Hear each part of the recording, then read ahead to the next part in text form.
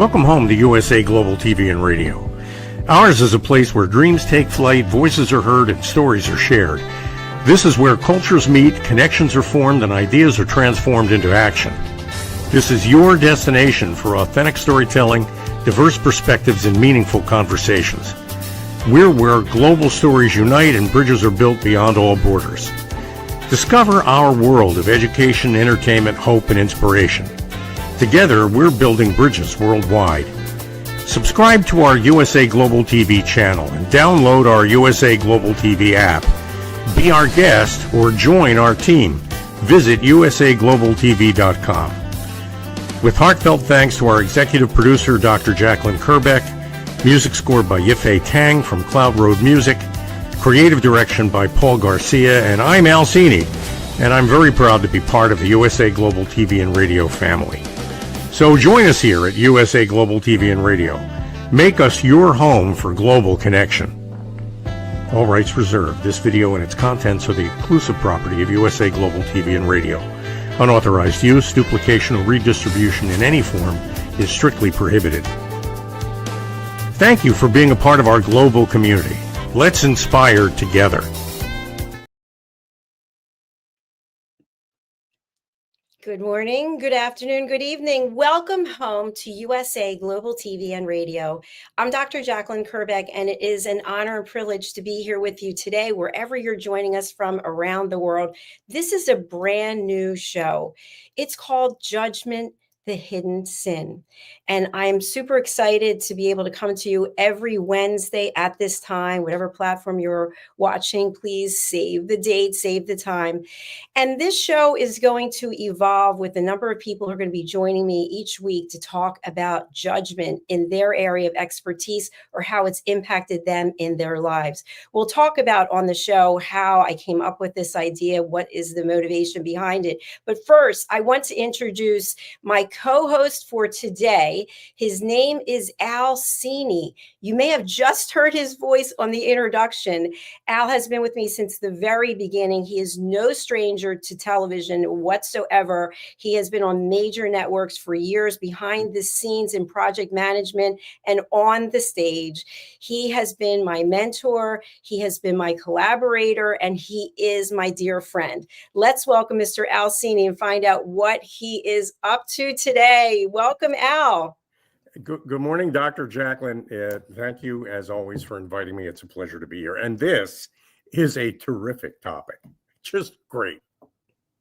Thank you, Al. Today's topic is judgment and toxic management, and you have extensive experience in the business world. You have helped so many people. As I mentioned in the intro, you have guided me and mentored me in so many ways to help grow my business. And you also have your own businesses and have been a mentor to many others. So let's get right into it and tell us, what is it that you're doing? We see the logo here, Pro Fit for Teams. What exactly is this, and how is this of value to our audience? Thank you, Dr. Jacalyn. I appreciate the opportunity to talk about what I do early on in this conversation. And then we're going to pivot to what you've done here, because it really is amazing. But anyway, I am, as you mentioned, a project manager, and that's the thing I do. And what any project manager wants, what any project leader yearns for every day, is the engagement, the participation, and the contributions, the practical contributions of the people in their teams to getting things done. That often conflicts with what a lot of people think the role of a project manager is, which is to, dare I say, criticize, nag, shame people along the way to make sure that they hit the marks they're supposed to hit. The frustrating thing, though, in project leadership is that the very act of doing that often suppresses the fundamentally proactive behavior that we want from the people who report to us. And those are judgments. And I want to talk about that in the broader sense of the workplace and how often judgment gets us less than we deserve, less than we need. But I want to start, though, with the whole subject of judgment and where it came from in your mind, Dr. Jacalyn. Where did you get the idea to write your book and to explore this topic? Well, thanks for asking, Al. Actually, as you know, I teach listening courses, and I've written a number of books on listening. My latest which is out in the public domain, is Mastering the Power of Elevated Listening. This is the second edition, and it includes a section on judgment detox.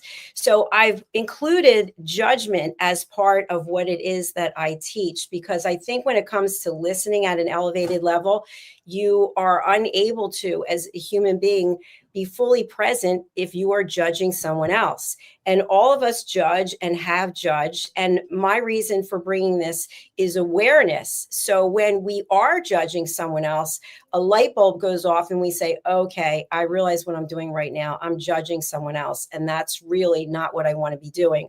Or when someone judges us, that we know how to react.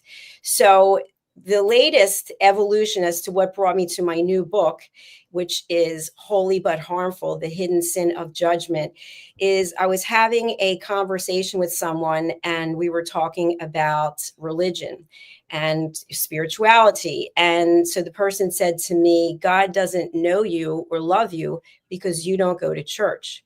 And so I used to go to church, but I had stopped after my mother passed away. We used to go together. So it set me on a journey because I have a research-based mind with a doctorate. And I wanted to see, is there somewhere in the Bible that states that if you don't go to church, that God doesn't love you or know you? And from there, I started interviewing people, clergy people, peace ambassador people, people who are everyday Christians, people who are not Christian, just asking people for their thoughts about this subject. And hence, that's where the book was born from. You know, that is such an insightful realization on your part. And the interesting thing about the dynamic that you just described is the person who was offering the judgment didn't take credit for the judgment. They gave the credit for their judgment of you to the Lord God Almighty, which basically is me saying I must be right because I'm quoting God when I tell you what I'm really wanting to tell you personally. And that whole idea that sometimes religion masks a lot of passive aggressive behavior is kind of true, isn't it? Well, that's what I'm finding in my research. So my book, which will be out on September 23rd in honor, we're celebrating this month, International Day of Peace. I'm a peace ambassador. And in the book, and then we'll switch over to the topic for today, there is a lot of information which is scientifically based. Excuse me. It's based on scripture. We've got motivational quotes. We've got Maslow's hierarchy of needs. And we've got everything around listening at an elevated level. And what happens when you are the one judging, how it comes back and sits with you. So I'll leave the audience with this. I have very long nails and I get a lot of judgment about them. And part of the reason I've kept them, because they're not always the most functional, is I know that it bothers people. I don't know why it actually bothers people, but it really does. And people make a point to say something. Don't you think your nails are too long? And then I say, what's coming up for you when you see my nails? What is it inside you that is being triggered when you see my nails? So thank you, Al, for the question. And I'd love to go on to toxic management. So tell our audience, if you would, about your experience leading teams, and then with this wonderful product and suite of services, how you help people who are leading teams. I'm happy to do that. And thanks again for the opportunity. You know, I want to start with a shout out to my partner in ProFit for Teams. Her name is Lisa Manioki, and you know her pretty well, Dr. Jacalyn. We've appeared together on various programs of yours. And one of her coaching philosophies, in fact, her coaching program, separate from ProFit for Teams, is something she refers to as presence intelligence. And she makes the point that we begin our journey of forming an impression with other people often even before we enter the room with them, which means people aren't just judging you based on your fingernails or on the dress you're wearing or how dressed up you are. People are judging you on what they've heard about you before they've met you. People are judging you on what they see you're wearing or what they perceive in you even before you walk into the room. And so judgment is something we just have to live with. It'd be great if we lived in a world without it. But I'll leave you with it in terms of how it hurts in the workplace. It's a very complicated dynamic that actually boils down to a couple of really simple examples. If you're doing something and you're making progress at something, and I stop you, maybe even yell at you, because the way you're doing it is not the way I'd be doing it, then what I'm doing in that particular instance is forming a judgment that you perceive as exactly that. It's a judgment from me, a criticism of you from me, especially if I have a position of authority, especially if I have a perceived position of authority, which means you don't report to me. I'm a project manager. Most project managers don't manage the people in their teams. They facilitate the activity of the people on their teams, but they still have a kind of an implicit position of authority, and that position of authority gives criticism and judgment weight. And when I burden you with my judgment while you're doing something, the first thing you tend to do is stop doing what you're doing, because judgment is like a red light. As soon as I flash it, activity comes to a halt while people are trying to figure out what you imagine they should be doing instead. And if they don't receive your judgment as open criticism, a suggestion, something that makes sense, not a person, if they see what you're telling them as a personal attack, they'll just stop. They'll come to a dead stop, which means you as a project manager have to do the whole project by yourself. Excellent viewpoint. Thank you so much for sharing that, Al. You know, I'm reminded of something that happened to me when I was in corporate, and I think it's in alignment with what you just shared. May I share it with you? Sure. When I was in corporate, I was calling on a huge global B2B company. I'm not going to say the name, obviously. And one of their lines of products was focused on hair care. And I thought when I went up to do the final pitch that I would align myself with their brand that we were putting this proposal for. So the item was something that you put in your hair for temporary color.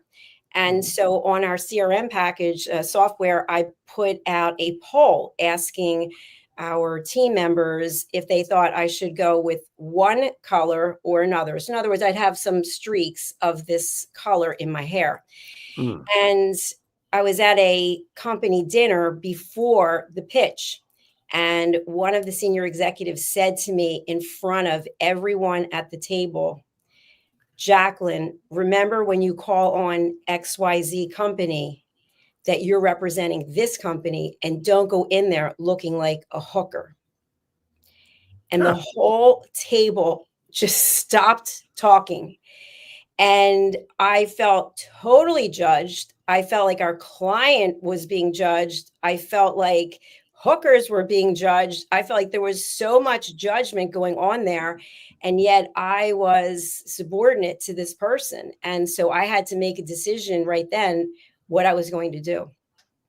Is it judgment, though, or is it envy with judgment as a mask? Do elaborate. Please do tell. A big headache in project management, which is right down the alley of the story you just told. A big headache in project management are newly appointed project managers who used to be individual contributors. As individual contributors, because they were really good, they were recognized. And one of the things an individual contributor likes by way of recognition is a promotion. Now, the next logical step for a highly qualified individual contributor is to make them a manager.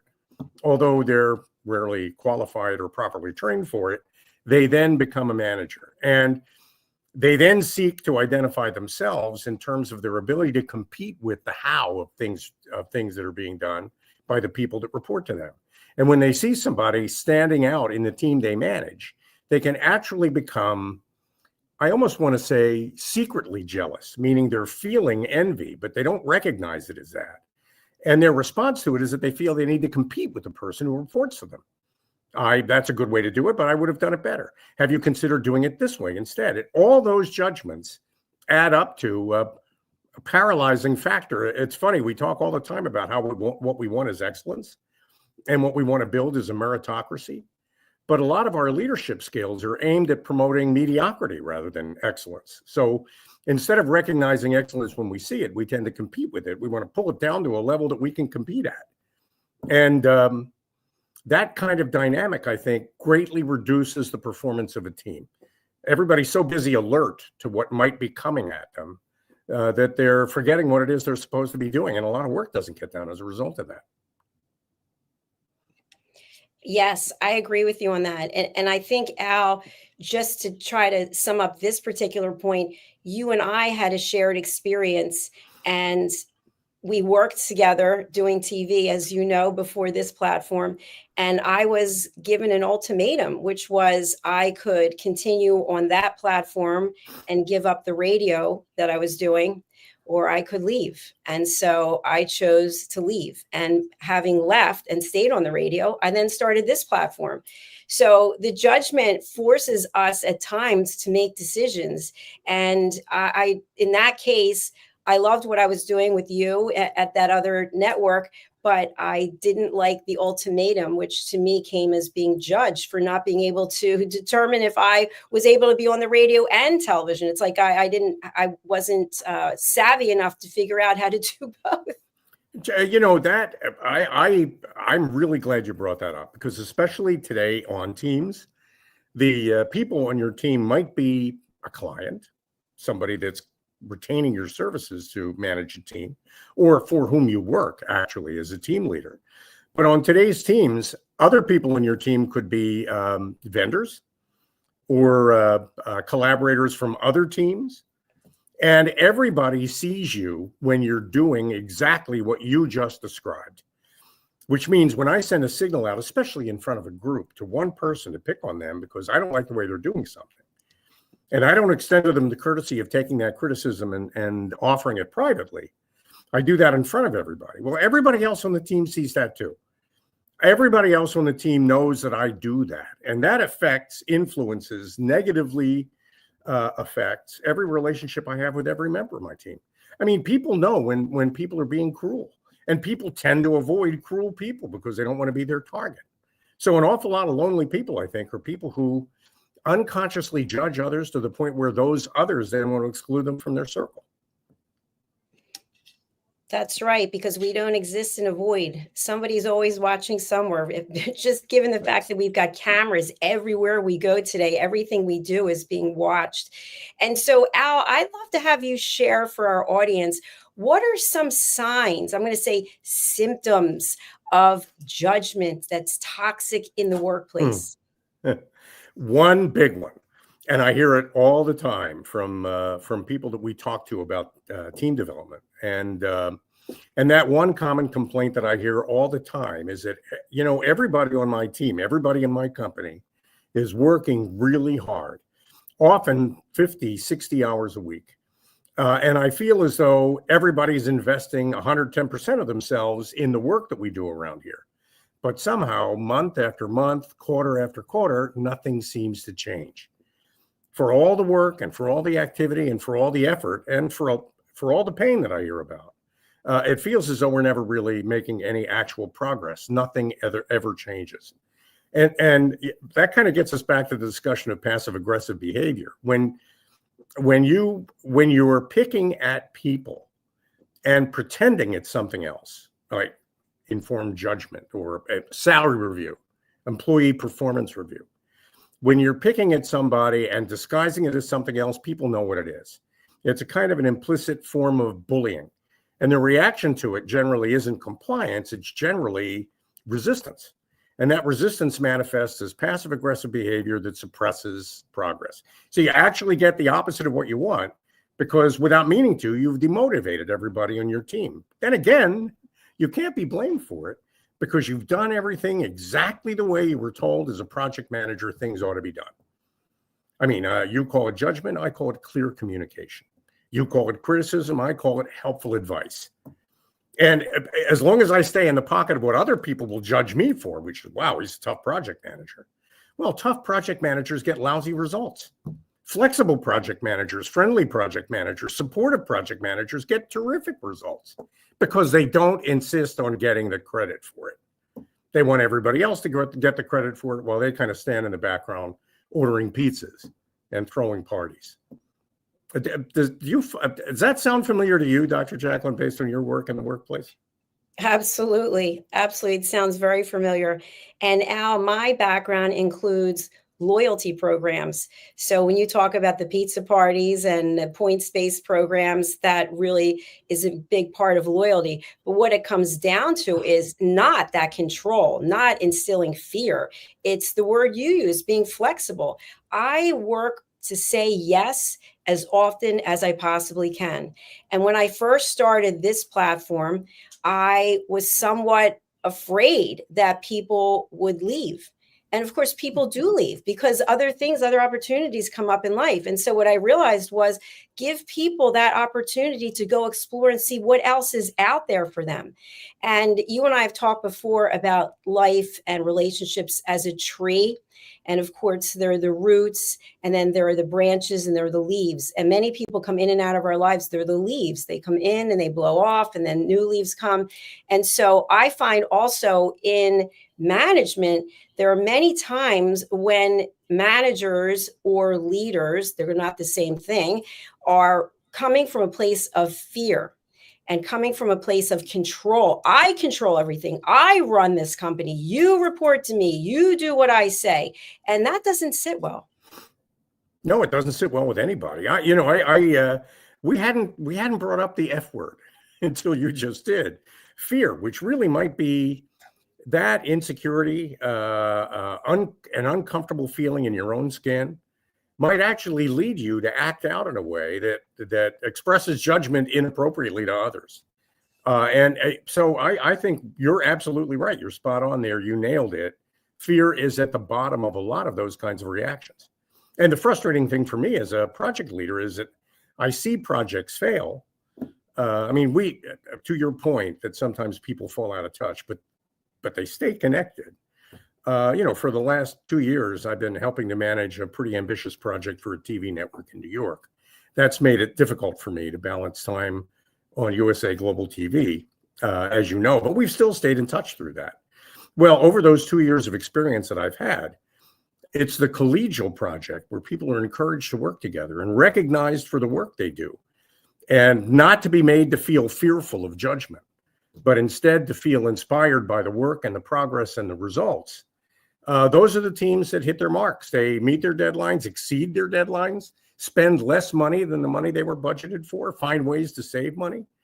And not because the leader was brilliant and brilliantly led them, but because the leader facilitated them and they led themselves when they knew what the goal was, when they knew what the objective was. And so that's why I usually refer to it more as project leadership than project management. Thank you, Al. We do have a comment, which we're going to take in just a moment. So hold on, Frank. We'll be right with you. My question to you is, as a result of the pandemic, the way that many organizations operate has changed. And so people were working from home in their pajamas, their living room, wherever they were. And people got a lot of things done, or maybe they didn't. But many organizations are now requiring that their employees come back to the office. So my question for you is, when we think about flexibility and we think about having a workplace that is not toxic, how much do you give to the employees in terms of, okay, you know what is best for you and how you produce measurable results and in return on the investment we've made in you, versus this is the way that we do business and you get on board or goodbye? That's a great question. And I have a feeling that the answer to that question is more subtle than what you would think the obvious answer is. There are an awful lot of corporations, Jamie Dimon, for example, corporate leaders who were saying, you got to come back to work. We built this office building, 500,000 square feet. We need people to sit in it. Otherwise, why did we build it? Now, on the one hand, what you're looking for is the kind of bubble up activity that happens when people work together physically, especially in certain environments, let's say like stock trading. The activity that you feel, the buzz that you feel in the room you're working in with other people who are also working in their separate work areas, I think that could be very motivational. It could be very discovery oriented. I mean, you could learn things from other people just by watching them or listening to them talk. Those are opportunities that you don't get when you're working at home. Now, so some companies are requiring that people come back to work, and I understand the motivation for that. But I also know that in those companies, for certain home run hitters, For certain people who behave in a certain aligned way that gets things done, if you went to your manager and said, listen, I need 2 or 3 days to work from home every week, those exceptions would be made for you, are typically made for you. But for the average employee, you kind of have to prove yourself before you're allowed that level of flexibility, which means we're actually now challenging that whole rule of everybody has to be treated exactly the same, where everybody has to abide by the same rules and everybody has to live under the same conditions. I understand that too. That's social justice, and I totally get the need for that. But at the same time, 2 different people working for the same company don't just become the same person because they work for the same company. They live 2 different lives. They have different constraints. There are things in their private lives that they can share maybe with a manager to get some flexibility that maybe they don't want everybody else in their team to know about. And that's perfectly reasonable.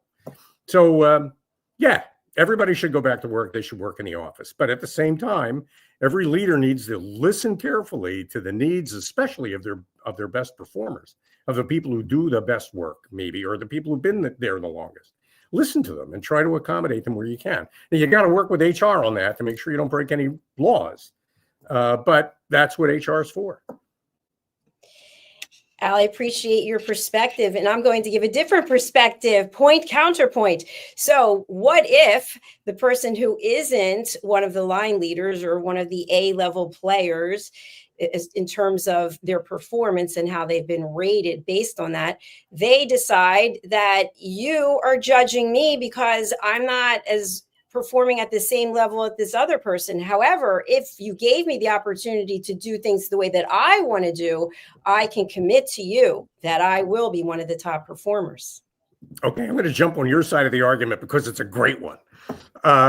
Yeah, and this is unfortunately true of all human beings. In our lives, we have some people that we're a little closer to than other people. We have some people that we'd rather spend time with than other people. That's just the way it is. So everybody has kind of an inner circle and then a larger circle of people that they see from time to time, but are not as constantly in touch with them. Okay, so we got favorites is another way of putting that. When you're a department leader, I don't want to just say project manager because it's true of anybody in a leadership position. When you start playing favorites and picking people that you like better than other people, because you like them, because maybe you used to work with them, because maybe you bowl together or fish together. When you start picking favorites and playing favorites, everybody else sees that.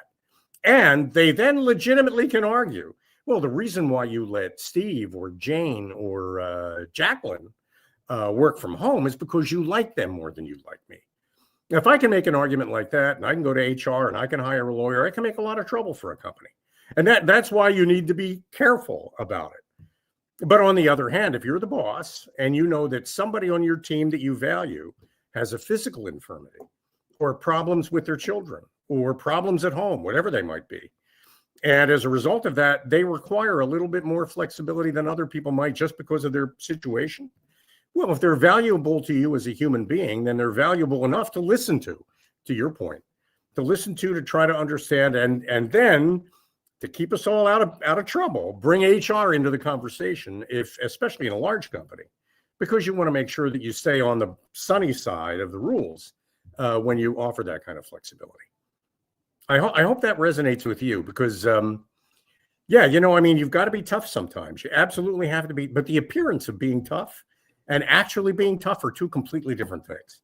And a lot of people feel as though in order to express themselves as effective leaders, they need to be rigid, inflexible, and difficult.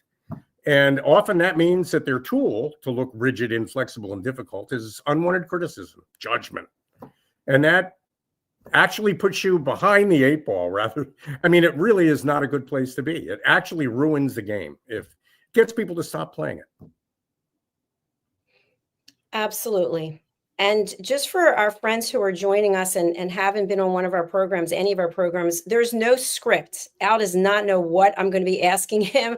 I don't know what Right. Al is going to say. So I'm going to share something that, since our topic is judgment and toxic management, and I am a peace ambassador. I just took my oath on Saturday. I would like to offer this up, the first of 5 peace actions for anyone and everyone. Seek peace within yourself and others. So is it possible that a person is a leader, they're a manager, and they're still a human being, and they come from that place first? They come from a place of seeking peace within themselves and within others. Is that something that can be incorporated into a leadership or management style? Is kindness a leadership skill? Or is it just something people do when they're kind? I mean, do you have to check your kindness at the door when you go to work as a leader because there's something about kindness that makes you vulnerable and weak? And really, I think that's a fundamental tool in achieving peace, at least as peace as I understand it. I wanted to ask you, though, Dr. Jacalyn, you mentioned we had a comment from somebody named Frank. I think I know who that Frank is. Yeah, we're getting to Frank. Let's go down there now, and then we'll come back. Frank Viola. How does a manager discern when he's coaching versus when he's judging? Is it rooted in the space where he's coming from? How does a subordinate employee, which is which? I went to college with Frank, which means together we're as old as Thomas Jefferson. So, in fact, I think Frank Viola and I, if I'm not mistaken, used to tease Benjamin Franklin. He was a senior. We were freshmen. I know. I've heard that. I know. I think I've used that before. Frank, that's a great question. There's a quote, one of the twos, I can't remember. The leader does nothing, yet nothing goes undone. When you're acting in a way that is intended to express the fact that you're a leader, then you're judging. When you're acting in a way that expresses the way a friend would express her or himself, then you're coaching. And there is no reason why, within certain constraints, a manager and a subordinate can't be friends. They absolutely can be friends. In the manager's role, the conversation becomes a little bit more focused and maybe a little bit more constrained. But I need to be able to listen to you as an employee. If you're doing something that I feel could be done better, I need to take some time to understand what you are thinking. And that means that I ask the question. This is really for my partner, Lisa, who is brilliant at this. There are 2 ways to ask the question, what were you thinking? One way is to ask it expressing that you already know the answer. In other words, you're an idiot, and I don't believe you just did this, and I would never do it this way. So there's the what were you thinking judgmental way of asking that question. And then there's the what do you think? What do you, without knowing the answer to the question, what do you think? Why are you approaching it this way? How do you think this helps? Why does it make it easier? Is there some way we can make it even easier still? Work together on that. I like that idea. That maybe not such a great idea. I mean, it's possible to have the conversation in a way that's a learning, listening conversation rather than a preaching, lecturing conversation. And I think peace falls on the learning, listening side of things. And the lack of peace is stolen by bullying, I guess, is the way a lot of people would see it. I mean, even if it doesn't meet the technical definition. When I already know what I want from you by way of an answer, and I ask my question to get that, what I'm really doing is bullying you in an emotional way. As a leader, if you do that, you're going to lose your people. I don't know whether this answers Frank's specific question. Knowing Frank, he has very detailed requirements on facts, and great guy, by the way, and also adept at solving corporate problems. Definitely really often called in to solve the unsolvable corporate problems. We're dying, we don't know what to do about it, kind of thing. And Frank is great at that. So thanks for asking that question, Frank. And I hope I was somewhat adequate in answering it from your point of view, knowing that's a pretty high bar. Jacalyn, I'm sorry. Peace. Thank you, What is Al. peace? Thank you, Frank. I'd like to weigh in on Frank's first question, if I may. The question is, how does a manager discern when he's coaching versus when he's judging? So in the training that I took to become a certified life, career, and executive coach, what I learned was, and it's kind of the same philosophy we use here, is that you open up the conversation with a thought-provoking question. And the question typically will be what, how, where, or when. It will not include why. Because many times when you ask something why, people are like, oh, defensive automatically. So you start with one of those 4 words. What were you thinking, Al, when you started the project? And then Al's going to take his time. We're going to be quiet. We're not going to interject. Al's going to answer because he doesn't feel like he's being called on the defensive. And then Al will answer. What I was thinking was X, Y, and Z. Then as a coach, we take that information and we ask another question. So, for example, someone said to me that they think I'm very showy. And I said, what are you feeling when you think of me as showy? Well, I feel uncomfortable because you have too much makeup on or because of your jewelry. Well, what about the jewelry or the makeup is making you feel uncomfortable? Going down, going down, going down, going down. So to me, that's how you can tell if you're coaching, because you're actually getting the other person to open up and talk as opposed to you giving the information. So judging might be name calling. You are an idiot. You will never make it here. You are not good enough. So-and-so is better than you. So to me, that is a way of distinguishing between coaching and judging. Thoughts, Mr. Cini? And my thought and reaction to that is obviously a state of peace. Since you're a peace ambassador, a state of peace needs to be maintained throughout that entire exchange. Nobody can ever feel so threatened that they feel like they're out of peace, like now all of a sudden they need to be combative or resistant. You want to try to prevent that wherever you can, which means how you ask the question, what were you thinking, radically affects the emotional response somebody has to being asked a question like that. And if what you really want to know is what they were actually thinking, then you need to ask it. You need to ask that question in a context and in a way that actually gets them to answer it the way you'd like them to answer it, which is honestly, openly, and with kind of genuine factual intent, without feeling threatened by it. Because as soon as they feel threatened, they become resistant. As soon as they become resistant, they stop working. And that, the fact that when your people stop work, people are brilliant. I mean, cagey. I shouldn't say cagey. They're all nice people. Everybody who's ever worked with me on a project team has been a very wonderful person. They've all been different. But I know this about them. Whenever I've blown a whistle, whenever I've raised my voice, whenever I've asked the question, what were you thinking? Rather than, well, what do you think? Whenever I ask the question that way, they've all come to a dead stop. That's it. It's red light. I'm not doing anything. And by the way, like I said at the top of it, when we talk to people that we work with, everybody around here is working really hard. They're working 60 hours a week, but I feel from quarter to quarter, from month to month, we're not making any progress. That's what you see. That's exactly the result of it. When you take peace out of the workplace, when making people feel threatened becomes part of the norm rather than the rare exception, that's what you get, and you deserve it. Thank you, Al. Excellent as always. And I'd like to add on to that, because I think this is really important, because people are watching the show and things are coming up for them, right? They're watching and listening to what you and I have to say, and they're probably judging us. They're probably judging us because that's how life is.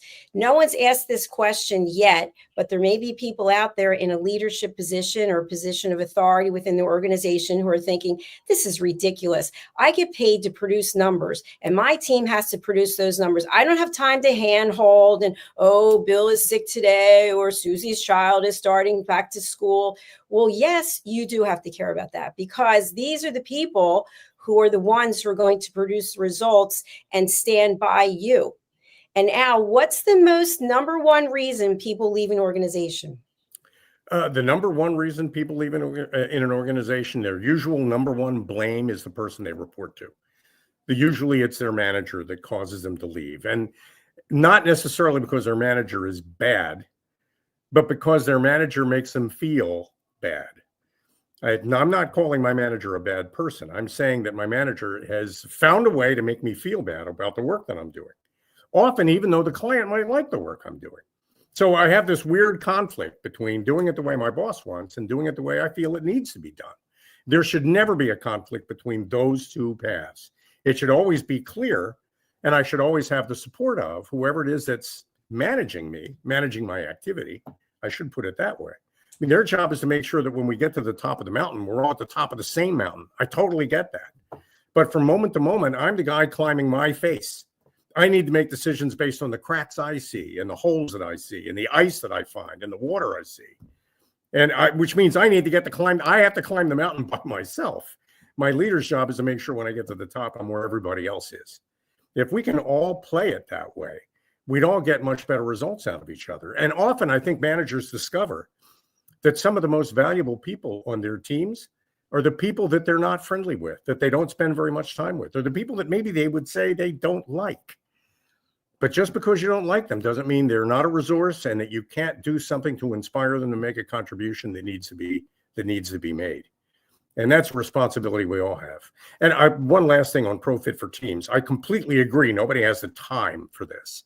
Nobody has the time to work with their teams. Nobody knows or even knows how to approach their people as people. Well, I've managed a lot of really demanding, highly technical project activities. I can tell you from my own experience, spending time with the people and making people feel like they make a difference gets the most technical engineering problems solved, the most complicated engineering solutions achieved in the shortest possible time at the lowest possible cost. And in ProFit for Teams, which is what we do commercially, we get it done in half a day because we know how. There you go. ProFit for Teams. It's for everyone who is interested in having a workplace that is not filled with toxic management. Al, I also want to broach this subject because you just touched on it, is the fact that people want to feel seen and heard, not judged. So someone once said to me in my corporate career, they know that I have ulcerative colitis and it's an exhausting disease, and said to me in front of a group of people, do you think you have enough energy to keep doing this job? And I remember feeling like mortified that the person didn't have any compassion for someone who has ulcerative colitis and was really putting me down. And so someone else came up to me later and said, how can I support you during this time when you're going through this illness? And I thought, wow, the same organization, two people, one person sees me, validates me and my feelings without actually knowing what they are, and the other one was judging me. Who's going to get the most out of you? Exactly. Who are you going to work harder for? I mean, if you got to take a bullet, who are you going to take a bullet for? I'd step out of the way of the first guy and make sure the bullet got to him. Well, Al, my question for you is, how difficult is it to switch our mindset from go, do? By the way, I just want to add this in. I literally heard someone say this recently, is that we churn and burn people. I didn't comment, but the person said, we bring them on, we invest the money in the training. They've got 2 weeks. If they don't do it the way I say that needs to be done, then they're fired. And I thought to myself, how long is this company going to stay in business? Because I don't see this as a model that is going to be a place where people feel respected and heard. It isn't at all. And, a lot of people think that, let me answer your question, if I may, in terms of the dynamic. In order for somebody to feel comfortable at USA Global TV, for example, or in any company, in any not-for-profit, in any endeavor, on any team, no matter what that team is, including a family, including inside a family, in order for somebody to feel comfortable in a family, they need to have answers to 3 questions. The first question is, who am I? Am I special here? Do I have gifts that are needed by this family? Do I make contributions that matter to people? Am I equal to this? That's number 1. Number 2 is, who are you? Of all the other people in my family, can I rely on you? Can I trust you? Are you somebody who's going to backstab me? Or are you somebody who's going to support me if I need support? That's question number 2. And those 2 questions are widely explored in the field of coaching, widely explored. And they need to be. And you know this, I think, Dr. Jacalyn, from your own experience as a coach. I need to know who I am. I need to know who you are. And then the bigger question is the question most people don't know how to grapple with. I shouldn't say never do. They're grappling with it all the time. They just don't know how to ask the question. And that last question is, who are we? Now that I'm comfortable with who I am in this family, and that I'm comfortable with everybody else and know where they're coming from, and know that I can trust them and believe in them in this family. That last question is, who are we as a family? Who are we? How do we present as though we were a virtual person walking the world? What's the difference we make together? When I start organizing my thoughts around that third question, the answers to the first and second questions are givens and no longer necessary. I'm now focusing on what needs to be done rather than who's doing the work. And along the way, criticizing people that I think could be doing the work better if they just did it the way I would do it, which is the exercise of ego and judgment, and the opposite of what you want, and the opposite of what we do in the work we do, by the way. Al, I'd love to have you elaborate on this when it comes to actual teams in business. Many times there are specific titles people hold. There's only one organization that I actually ever called on where they had no titles. It was very interesting, and they're still in business today. But for traditional companies that have labels, your job is, you have a job description. How do people work together on a cohesive team when some people might have the perception, I'm more than, I'm better than, I have more control, more power, more autonomy? What are your thoughts? Here's my thought. We all have, actually, it's not a thought, it's experience. Years and years ago, do we have enough time? Yes. Okay, good. This is going to take a few minutes. It's worth it, though, I think, in my opinion. Quite a few years ago, I was teaching a technical course for a group of very technical people. This is way, way back, many years ago. And it was a one-day course. And at the end of the morning session, everybody that I was teaching all worked for the same company. They went off to have lunch. They had a meeting. And when they came back at like 1:30 or 2 o'clock to pick up where we left off, only half of them were there. That's because between the morning session of this class that I'm teaching and the afternoon session, half of them were laid off. We're told, go back to your offices, empty out your desks, you're finished. Half of them. And there were maybe 25, 30 people in this class. So I end up in the afternoon with just 15 survivors. If you can imagine, people who forget what I'm talking about. I mean, they just saw all their buddies lose their jobs. And they were just relieved to still have theirs, but they were loaded with survivor guilt. So I didn't know how to begin the afternoon session. I didn't work for the company. I was a contractor for the company. But I tried to remind everybody in the room that there is this thing called human dignity, where individuals have dignity and have a right to exist independently of any job somebody might give them or take away from them. So I drew a picture of the org chart of their company with the people that I knew ran it at the top, and with them, the 15 people that were left, their names at the bottom. I said, it's really easy in any organization to lose sight of the fact that even though you're at the bottom of the org chart, the truth of the matter is that org chart really depends more on you than it depends on any of the people above you, because you're the person the customer sees. So in your head, take the org chart that you have in your mind, and you're wondering what the CEO is going to do next and who they're going to lay off next, and turn the org chart upside down. You're the boss. The CEO reports to you. Their job is to make sure that you have all the tools you need to satisfy the requirements of your customers. You're at the top of the org chart. And what I need for you all to remember is that the tools that I'm teaching you about today are to make you more proficient at what you do as a technician, not to secure your job in this company. So whether you keep the job in your company or somehow transition to some other company, these skills are going to be valuable to you because you need these skills to make your customer happy, no matter who you're doing that for.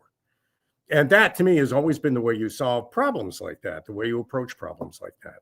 I don't know whether that lines up with the question you asked, Dr. Jacalyn. Yes, it does. Absolutely. Thank you for sharing that. And Al, we are coming towards the end of our program, and I've thoroughly enjoyed it. I want to talk about something that we're going to be doing together in the future. You and I used to do a television show together called The Business Talk Show. And of course, we work together at another network, and we're going to be going and doing another collaboration. Would you like to share that with our audience? And then we'll talk about ProFit for Teams and how people can work with you. I would love this. We're working together, you and I, on evolving a program called Ahead for Business, where we explore the kinds of biases and mindset issues and faulty thinking that cause an awful lot of the mistakes that really hurt people, and often irreparably. And we're going to springboard the program off of mistakes like the Cracker Barrel branding, and even going all the way back to Nuke versus Classic Coke.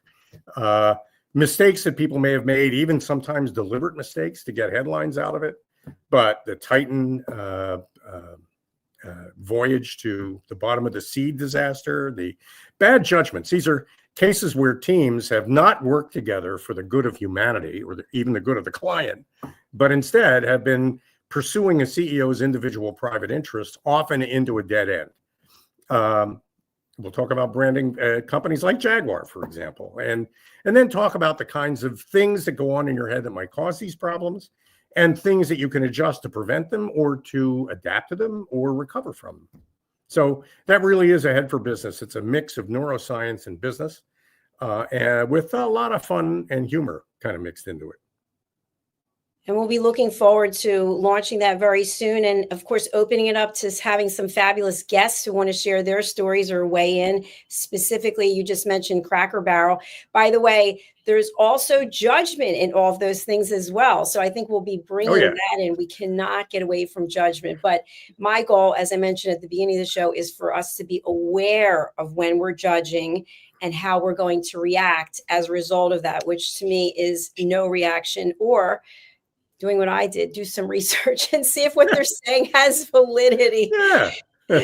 So Al, you and Lisa are the collaborators of ProFit for Teams. Lisa, if you're out there, hello, we miss you, we love you. What is it that you can offer to our audience specifically, and how do people get in alignment with working with you, with bringing you on to assist? Okay, first of all, Lisa, if you're not there, then I want a note from your doctor, which, by the way, is a judgment, and I take it back immediately. Second of all, ProFit for Teams is a team development program that Lisa and I have co-developed. My end of it has been quantitative and instrumentation, which is how do you measure whether somebody feels like they belong on a team? And is that measurement of belonging related to anything that's important? And is it something we should worry about? And if it is, how do we change it? How do we move forward from there? And as a result of that, we've used a lot of social psychology and a lot of neuroscience all under the hood to craft a half-day experience that has a heart. And that really is where Lisa makes the critical contributions. It's a program that is quantitative and scientific, which means my engineering community will love it. The engineers that I work with, also a very underserved community of team building participants, by the way. I think they'll love it because it is precise and scientific, but at the same time oriented toward their particular needs as individual humans. And we craft all that using an instrument that we've developed called a discovery audit that feeds a process that takes only half a day. That could be delivered virtually or in person. And most people would call that team building. We call it team development because we think it's more than just team building. So, Dr. Jacalyn, I'm not sure if that answers the question, but I'm reachable at 212-480-3730, or you can also email me at al@pro-fit4teams4teams.com. And Al, what about for people outside of the United States? Are you able to work with them? Oh, sure. Well, we can deliver virtually. Our only constraint at the moment is English. We have hooks in the discovery audit to translate it into other languages. We're focusing more on a English language-based population at the moment, but eventually we'll have versions. We've been asked to produce a version of the discovery audit in Hindi, for example, and considering the number of engineers in India who participate in programs all over the world, projects all over the world, I can see that could be of value. Brilliant. Thank you so much, Al. I really enjoyed this. And thank you for being my first guest on our program, Judgment, the Hidden Sin. What would you like to leave our audience with today?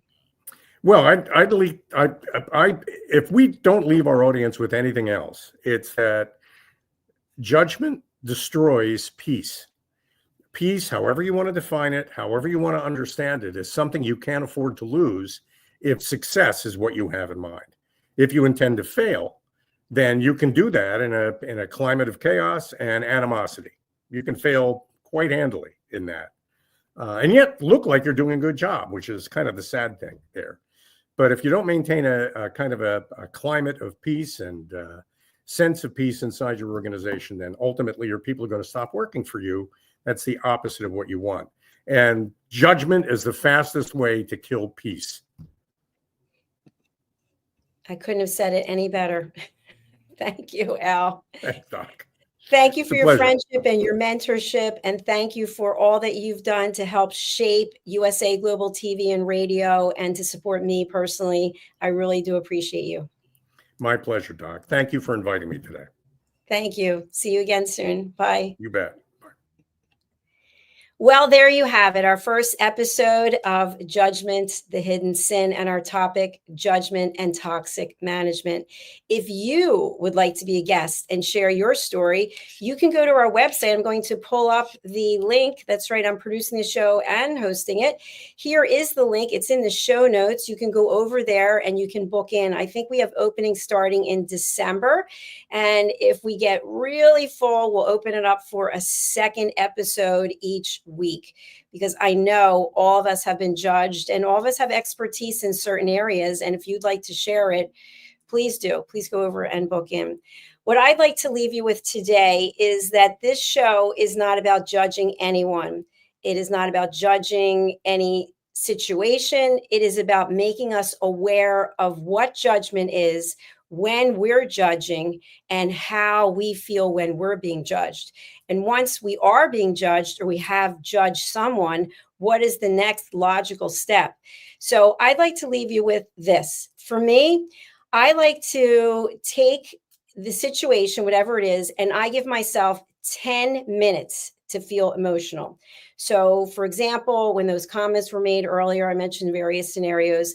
I'm much better at it today than I was before, but I'll give myself 10 minutes for boo-hoo, 10 minutes. I'm so aggravated, I'm angry. And then after the 10 minutes, I look for what is the solution. Sometimes the solution is not something that we really feel comfortable with. It might be the conclusion of a relationship. Maybe you thought that relationship, if we think of the tree, maybe you thought that it was the roots of the tree, but it turns out the relationship were just leaves on a tree branch. And that's okay. Don't judge yourself for making a decision to let go of something. Maybe someone's saying something to you because it's really about them and they're not aware of it. Is it your job to teach them, to coach them? I can't answer that. Only you can answer that, because will your response include more judgment? Sometimes it's best when we take a step back, we take a 6-second pause and we think about, is it true? Is it necessary? Is it kind? Is it true? Is it necessary? Is it kind? And this is something that I work on every day. I am not an expert by any means. I am just a human being, just like you are. I'd like to ask you to contact Al at ProFit for Teams. We have his contact information there in the show notes. And I'd also like to make you aware of my new book that's coming out, Holy But Harmful. And this, again, is not judgment about anyone or anything. You may be judging me because of the book. Let me just bring up the book cover for us to see. Holy But Harmful, the silent sin of judgment, how hidden judgments destroy relationships and damage lives. You may look at this cover and you may think, oh, I don't like that. What is she trying to say? Is she picking on me because of my religious background? No. The answer is no. If you are judging me for writing this book, maybe something that you can consider purchasing the book, because you don't know what's in there and you're just judging it. So that's what we do. You might judge the way I look, but until you get to know me, you don't know who I am. So you don't know what that book is about because you haven't read it. It's not available yet, but you can pre-order it on Amazon. So thank you for listening. Thank you for being part of today's conversation. As I mentioned, we're looking for you to share your stories. We currently have about 60 different television shows here on USA Global TV and Radio. We stream to 60 countries. And we have show hosts from all different parts of the world. We're also starting our new show in French. I think today is the third episode, La Voix de la Garçon. I hope I said that right. And we have a new German show. I'm not even going to try to say the title of that, but that's starting in September 16th with Mr. Roland Friedel. So we're expanding, and we thank you for taking this ride with us. I would like to ask that you subscribe to our 2 channels wherever you're watching. You can still watch from Facebook and LinkedIn and wherever else. If you would kindly go over to YouTube and subscribe to our channels, we'd really appreciate it, because we get real-time information about who's watching, how long they're watching, and this helps us with our programming. And then finally, if you'd like to learn more, you can sign up for my course, Judgment Detox.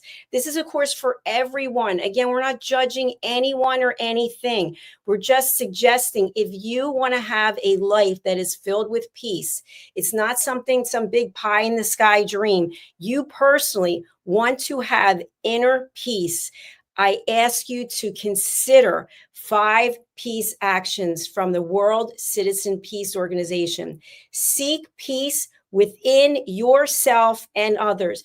Don't point the finger. When we point the finger, it's your fault. It's your job. It's your responsibility. This thumb is pointing back at me. It's my job. It's my responsibility. It starts with each and every one of us. Reach out in service. Help someone else. Look around you. Who can you help? It doesn't have to be monetarily. Protect the environment. There's so many ways we can do this. Respect diversity and be a responsible citizen of the world. Thank you again for watching. Thank you for listening. We're going to go over to our sponsors. We also have an entire line of logo merchandise. You can get a shirt if you're a fan, if you've been a guest, if you're one of our team members, if you're a sponsor, if you're just somebody who really likes what we're doing with our world-class education. Why not rep our brands? Actually, I have something right here I'm going to show you.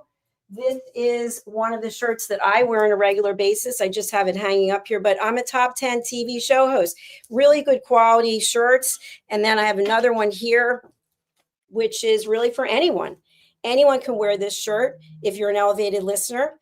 And we have an entire thing of hats and mugs. Here's our ad. Check it out. Thanks for being here, and we'll see you again next week. Get ready to wear the brand that's changing the world of media. Introducing the official USA Global TV and Radio online store. From our TV show hosts to our incredible global guests, you asked, we delivered. Rep your appearance with pride. Whether you've been on air, hosted a show, or tuned in, we have something just for you. Visit us at usaglobaltvradioshoп.myspreadshop.com and start shopping today. Check back frequently. We're dropping fresh new designs all the time. Showcase your role in our global community. These designs celebrate your voice, your story, your presence. It's more than just merchandise. It's a movement of hope, inspiration, education, and elevated listening. Head to usaglobaltvradioshoп.myspreadshop.com. Your spotlight awaits. USA Global TV and Radio. Elevate your style. Elevate the world. USA Global TV and Radio proudly presents Tracy Cram-Perkins, a dementia caregiving survivor teaching how to balance care with peace of mind. #1 resource for dementia caregivers. It's the book Dementia Home Care: How to Prepare Before, During, and After. Over 17,000 copies sold of this must-have guide. And now a testimonial from Tracy Smith.